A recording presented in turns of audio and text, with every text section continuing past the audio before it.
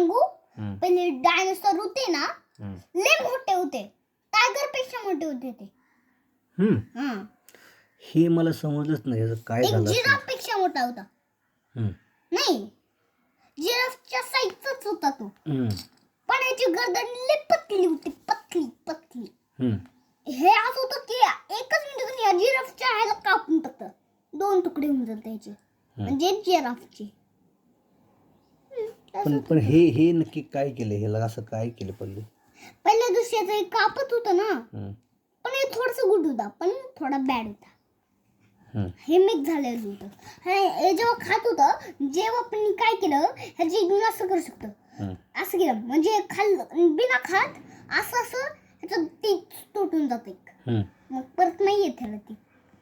पण हे पूछला पण खाऊ शकते. पण हे काय झालं असेल, खड्ड्याचं तिथं खड्डा कसं पडलंय.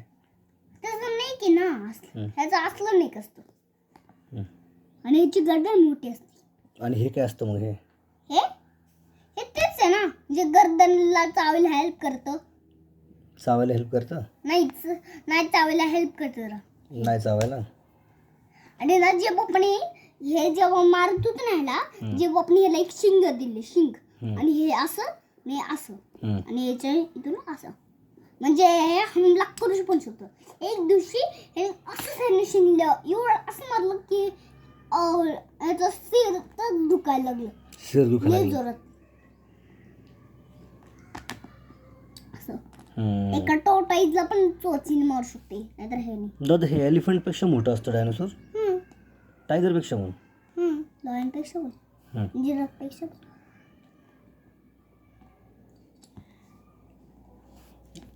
आणि ह्याचं काय झालं, हे पाण्यामध्ये असतं का हे पाण्याला चालायला हेल्प करत असतं. पाण्याला चालायला हे हेल्प करतं. कसं हेल्प करतं तुला सांगू ह्याचं काय. त्याचं काय, ह्याचं ना, ह्याला पंख. हो सांगू, पहिल्या दिवशी ना ह्याला ना लय साप व्हायला पाहिजे होतं, ज्यांनी डायनोसॉरना घाबरू पण शकतात. आणि ह्याला आवाज असं पाहिजे होतो, आणि त्याचं तोंड असं पाहिजे होतं, आणि ह्याला इथून पंख पाहिजे होते. तर जे बापानी ना, आणि हे जे डायनोसॉर होता ना, थोडा बॅड होता पण थोडा गुड होता. रोज ह्याच्या इथून कापायचा, म्हणजे जोर चौ करायचा, रोज त्याचं दुखायचं. तर जेव्हा काय केलं, ह्याला इथून असं लिफ्ट दिलं, ज्याने याचं डिझाईन चांगलं दिसलं, आणि मग इथून एक हत्यार दिलं. काय दिलं, हत्यार? म्हणजे हे असं फुश मारू शकतो, आणि मरून जाऊ शकतो. याचं काय झालं होतं, ह्याला एक दिवशी ह्याला ऑक्स लय आवडायचं, ऑक्स. आणि एक दिवशी ह्याला पण ऑक्स सारखं दिसायचं होतं, ऑक्स सारखं. आणि त्यांनी काय केलं, आणि जे बाप्पांनी काय केलं, असं केलं, आणि ना पण जे बाप्पांनी त्याला थोडं ऑक्स सारखं आलं, पण नाक सेम केलं ऑक्स सारखं. आणि याच्या इथून एक उलटी शेंडी दिली, उलटी शेंडी, असं, ज्याने हे असं करू शकतो.